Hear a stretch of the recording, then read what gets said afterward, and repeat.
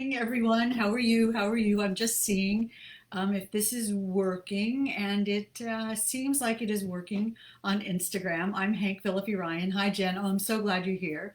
And it looks like we're on Facebook too. Got to love that when First Chapter Fun works the way it should. Knock on every piece of wood available. I'm Hank Philippi Ryan. It's Thursday at 11:30 a.m. Eastern, and as you know, because you're here, this is the episode of First Chapter Fun for today, which is actually episode 65, which is pretty amazing. First Chapter Fun is where Hannah Mary McKinnon and I, every Tuesday and Thursday at 10:30 a.m., read from the first chapter of a new book, one that we hope you will enjoy and love as much as we do. I'm broadcasting live at the same time, very high degree of difficulty, right here on Instagram and here on Facebook. And I see Hannah is here, and Jamie is here, and Carla and Tori. Congratulations on your Anthony nomination. Michelle and Glennie and Sharon, so many authors and so many readers. It's just kind of this great, wonderful community that we're all part of right here on Instagram and on Facebook for today's first chapter of First Chapter Fun. So let's talk about for one little second the vagaries of broadcasting live on Instagram and Facebook. You know the drill. Hi, Allie. You know the drill. It could happen that at some point the gremlins of Facebook and the gremlins of Instagram might say, we don't want First Chapter Fun right now. We're going to do something else. And they crash. So if that happens, it's us and it's not you. Go get a cup of coffee or a cup of tea, and we'll come back, and I will read you the first chapter of today's book on whatever platform crashes. But meanwhile, so far so good. Hi, my books and plants. I'm looking at the wonderful comments on Facebook. Hey, Daisy, and you're welcome, Tori, well deserved. Your nomination. So today on First Chapter Fun, we are reading from Cristina Alger's Girls Like Us, a truly atmospheric thriller. Are you seeing it on Facebook? This is a very strong cover, so you'll be able to see it. Atmospheric, set on Long Island thriller that you will really love. It is sinister and it is gripping. Thank you, Michelle. I look forward to your being here as well. So first of all, how are you? How are you doing? Where are you all? I'd love to know. I'm in Boston, actually in a suburb of Boston, and my partner in fictional crime, Hannah Mary McKinnon, is in a suburb of Toronto. So we are international. Got to love that. That First Chapter Fun is now international. So let us know where you all too. I was thinking as I was talking about this, that maybe some of you, oh, see, that's what happened. Oh, there we go. We're back on Instagram.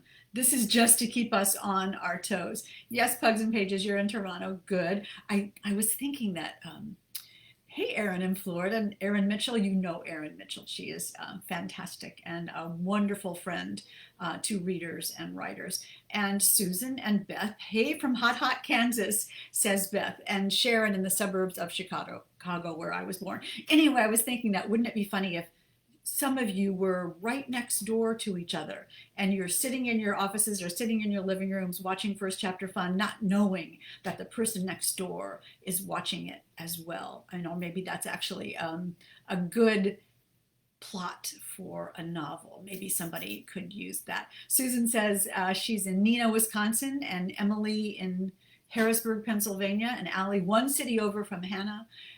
Yeah, Jen, it does sound like the premise of a book. But let's talk about today's book a little bit more, because I know you're not here to hear me babble. You are here to listen to the first chapter here on Facebook and here on Instagram of a wonderful first chapter of a new book on First Chapter Fun. So today, as I said, we have Girls Like Us. Oh, look at that, animated by Cristina Alger. So let me tell you a little bit about Cristina Alger. And it's interesting because this bio of Cristina Alger that we have, it made me realize that it's not exactly enough. And let me tell you in a minute what I mean by that. Here's what highlighted in Southern California. Hey, from Deborah, and you're in Ohio, right? Let me tell you about Cristina Alger. This bio, this is the official bio. This says, Cristina Alger is the author of Girls Like Us, The Banker's Wife, The Darlings, and This Was Not the Plan. She's a best-selling New York Times best-selling author, a graduate of Harvard College and NYU Law School. She worked as a financial analyst and a corporate attorney before becoming a writer. She lives in New York with her husband and children. Now that sounds like a smart, wonderful, successful woman. Yes, absolutely, has everything. And obviously works very hard and obviously is very driven and successful. But she's also on Instagram. You should follow her on Instagram at Cristina Alger. And the other day on Instagram, she wrote something, a post that really got to me a little bit. And I thought I'm so lucky to be able to read you from her first chapter this morning, because then I could share this post that she put up as well. They're on Long Island, and she writes, this is Cristina Alger on Instagram. She writes, I keep thinking of the line from an Anne Sexton poem. It is June. I am tired of being brave. I am exhausted emotionally and physically. I am worried all the time. When I sleep, I have terrible dreams. I spend my days teaching my children how to ride bikes and swim, watching the waves, sitting on the sand, making an endless procession of meals, putting children to bed, holding them when they cry, reminding them to brush their hair and teeth. We talk about big things that I never thought I'd address with children so young, death and fear and cruelty. It's the strangest, hardest time of my life, but a part of me is grateful. I sense change on the horizon, for me and for all of us. It gives me hope. Sending love to everyone. We made it through another week. And you know, I love this because that's as much Cristina as that wonderful, snazzy, impressive biography. She is a lovely woman and a thoughtful person and a dear pal. And we're so honored to read from Girls Like Us today. Again, her book is titled Girls Like Us, and this is the title. It is available now, and we're reading it today with the permission of the author and from the publisher, G.P. Putnam, so that's terrific. So let me tell you a little bit, before we read the beginning, a little bit about Girls Like Us. From the New York Times bestselling author of The Banker's Wife, worlds collide when an FBI agent investigates a string of grisly murders on Long Island and faces the impossible question, what happens when the primary suspect is your father? FBI agent Nell Flynn hasn't been home in 10 years. Nell and her father, homicide detective Martin Flynn, have never had much of a relationship, and Suffolk County will always be awash in memories of her mother, Marisol, who was murdered when Nell was just 7. When Martin dies in a motorcycle accident, Nell returns to the house where she grew up so she can spread her father's ashes and close his estate. At the behest of her father's partner, Detective Lee Davis, Nell becomes involved in an investigation into the murder of 2 young women in Suffolk County. The further Nell digs, the more likely it seems to her that her father should be the prime suspect and that his friends on the police force are covering his tracks. Plagued by doubts about her mother's murder and her own role in exonerating her father in the case, Nell can't help but ask questions about who killed the 2 women and why. But she may not like the answers she's found, not just about those she loves, but about herself. Yikes. So that is Girls Like Us. And Glennie is saying, I love The Banker's Wife, and Michelle's in Suffolk County too. Oh, that's so interesting. Now I've pushed the wrong button into seeing it. Now, all right, good. We're back to normal and good and fabulous. And now here's a little bit from Girls Like Us, the first chapter by Cristina Alger. Chapter 1. On the last Tuesday in September, we scatter my father's ashes off the coast of Long Island. 4 of us board Glenn Dorsey's fishing boat with a cooler of Guinness and an urn. We head east toward Orient Point, where Dad and Dorsey spent their Saturdays fishing for albacore and sea bass. When we reach a quiet spot in Orient Shoal, we drop anchor. Dorsey says a few words about Dad's loyalty to his country, his community, his friends, his family. He asks me if I want to say anything. I shake my head no. I can tell the guys think I'm about to cry. The truth is, I don't have anything to say. I haven't seen my father in years. I'm not sad, I'm just numb. After Dorsey finishes his speech, we bow our heads for a few moments of respectful silence. Ron Anastas, a homicide detective with the Suffolk County Police Department, fights back tears. Vince De Silva, Dad's first partner, crosses himself, muttering something about the Holy Spirit under his breath. It's a calm day. They say a storm is coming, but for now the sky is clear and cloudless.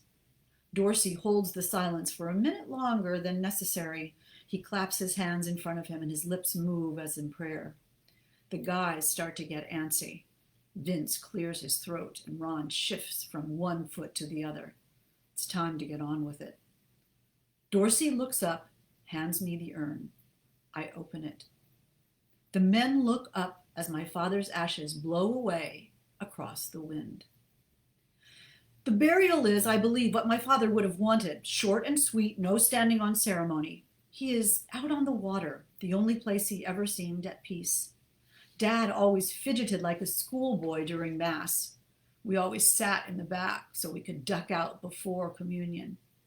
Dad claimed to hate the taste of the stale wafers and bad wine.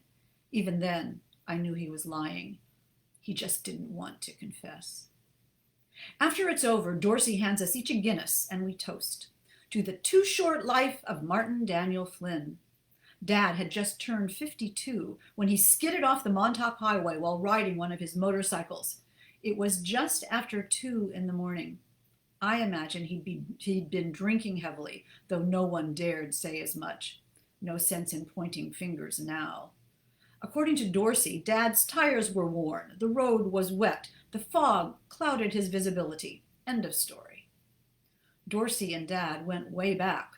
Our families have been in Suffolk County for 3 generations. We put out some lines and the guys tell stories about their early days in the 3rd Precinct. As plainclothes officers, they would show up to work wearing Vans and Led Zeppelin t-shirts, glory days stuff. They didn't shave. If they'd had too much to drink the night before, they didn't shower, just rolled out of bed and cruised around in unmarked beater cars looking for trouble. They never had to look far. In the 3rd, gangs were and are still prevalent.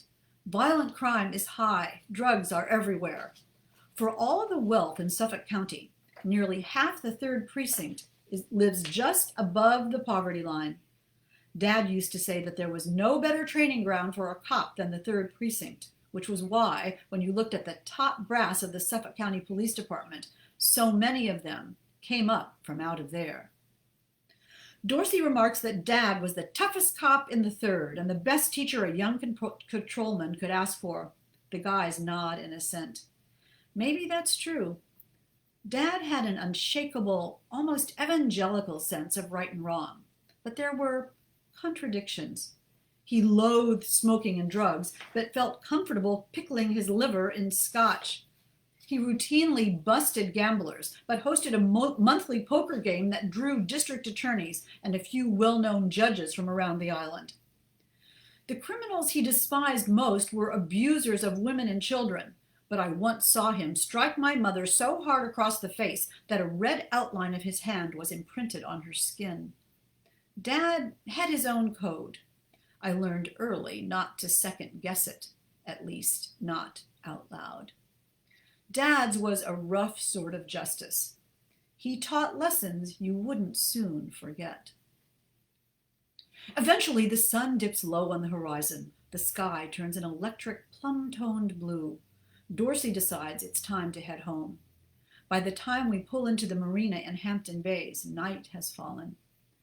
The guys are good and sauced. They talk loudly and repeat themselves, and they hug me hard in the parking lot. Not once, but twice, 3 times. Do you know what happened to his bike? I asked Dorsey. The one he was riding, I mean. It's something I've wanted to ask, but haven't quite found the right moment. It seems like a relatively shallow thing to consider, having just lost my father and all, but it's one of the small loose ends I know I need to tie up before I leave Suffolk County for good. Dorsey frowns, thinking. It went to impound. I guess it's still there. I can check. Not crime lab? No, pretty clear it was an accident. I signed the release form for it myself. Sorry, I didn't think about getting it to you. It's basically just junk metal now. He winces, realizing how that sounds. Sorry, I just meant, I'm a big girl. I've seen what happens in a fatal crash. I know you have. It's just different when it's family. Dorsey looks away. I nod, considering. You're right. He gives me a two-finger salute and starts to walk away.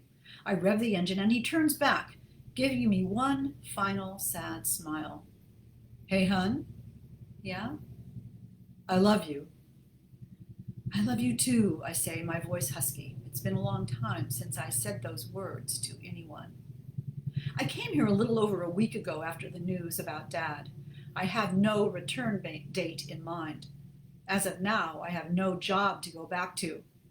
I live in a small walk-up apartment in Georgetown that I don't miss, with an unreliable AC unit that leaks puddles on the kitchen floor and the scent of curry wafting up from the Indian place on the ground level. My neighbors are young graduate students, prone to smoking weed and listening to EDM after midnight. When we see each other in the hall, they nod politely and go on their way. I'm certain they know nothing about me. I have to assume that if they knew I was in law enforcement, they might be more discreet about the weed. It's not their fault. When I'm home, I come and go at odd hours, leaving for work early in the morning, often returning well past midnight. I have no pets, no plants, no significant other. I can fit in most of what I own in a large single duffel bag. I wonder how long it will take for them to realize I'm gone. Maybe they never will. The only person who called me while I'm here in Suffolk County is Sam Lightman, head of the Behavioral Analysis Unit and my boss at the FBI.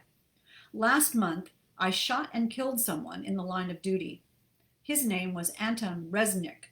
He was an associate of Dmitry Novak, one of the Russian mafia's most prolific traffickers of drugs and women within the United States. Resnick was known to his friends as the Butcher, for obvious reasons. Not someone I will miss. Still, killing a man is never pleasant, and this time has been particularly hard on me. For one thing, a bullet nicked my shoulder in the exchange. I was lucky, technically speaking. An inch to the right and it could have opened my brachial artery, almost certainly killing me on the spot. Instead, I traded my badge and my firearm for a couple of stitches, a paid medical leave, and the business card of a bureau-endorsed therapist who specializes in PTSD. By now, the doctors say my shoulder should have healed, and it mostly has. The bureau thinks my head should be on straight, too. It isn't yet. Maybe it never was to begin with. My father's death has earned me a reprieve of sorts. Take the time you need, Lightman said when I told him, which we both knew meant as little time as possible. I'm sure he's getting pressure from the higher-ups, either to put me back in the field or cut me loose. I pour myself a stiff glass of Dad's Macallan and retire to the porch with a wool blanket. I drink quietly and alone, as I imagine he did most nights, until the last streak of sunsets fade and the stars light up the sky. I listen to the roar of the ocean and the faint shudder of music from one of the bars across the bay. It's over. I won't feel obligated to call my father, and I won't feel guilty when I don't. I can burn his things, sell his house, never return to Suffolk County again. For the first time in years, I don't need to medicate myself to sleep. I lie back on the deck couch, put my feet up on the driftwood coffee table. I close my eyes and let the darkness take me. I just love that. I get goosebumps reading that. It's so atmospheric and so portentous. And we know that something is about to happen because this is a book of suspense. Do you see on Instagram, the little hearts are just pouring up, pouring up, pouring up. And that is so great. And yeah, Cristina Alger is such a good writer. So much is blended and made a tapestry of that vision and that boat and her father's friends and what really happened to her father and how she blends the emotion of losing her father with the numbness of it, and also knowing that, as we know, because we're readers, that something is about to happen. So that is, again, Girls Like Us, the tiniest little bit of tempting bits from Girls Like Us by Cristina Alger, which is available now, and we're so grateful to her for letting us read from it.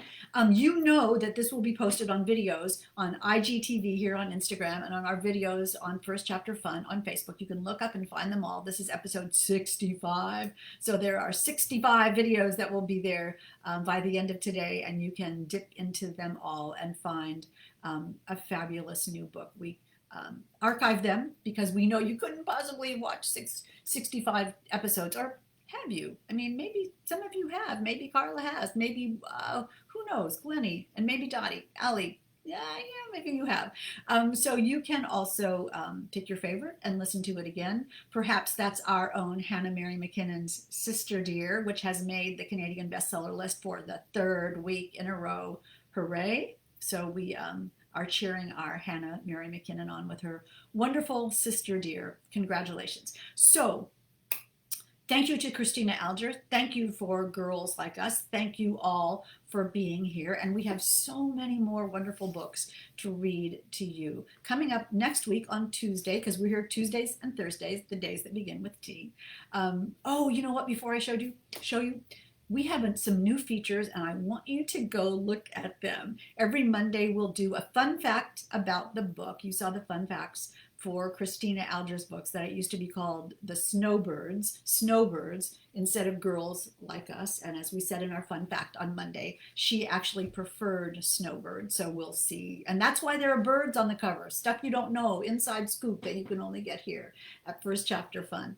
So on Monday, we'll have fun facts about the books, things you didn't know. And on Friday, on First Chapter Fun, we'll post fun facts about the author. I should look up here at Facebook too. On Friday, on Facebook and Instagram, we'll publish fun facts about the authors, things you didn't know about our fabulous authors here on First Chapter Fun. So next Tuesday, that's the next day, right? That begins with T. Next Tuesday, we will hear a debut author, Katie Tallow. Katie Tallow's book, Dark August, which is a wonderful novel of suspense and very exciting here on First Chapter Fun. We love when we get to read from a debut author's novel. So we're so thrilled with Katie Tallow for honoring us and trusting us to read from her first chapter. So you will hear that on Tuesday. So I hope you're all well. I'm going to go back looking through all of your comments to see where you are and whether any of us is actually next door to each other, unbeknownst to the other.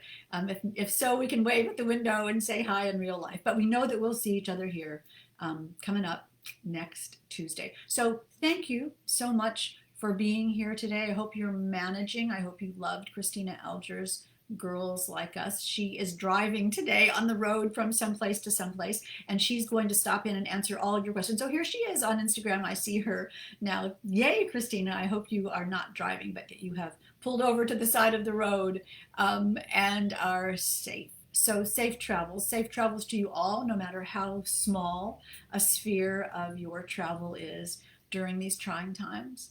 But we are always here together on Tuesdays and Thursdays, right here on First Chapter Fun at 11:30 a.m. EST. We will see you next day. That begins with a T. Until then, stay safe, stay kind, and we will see you here next time. Thanks so much.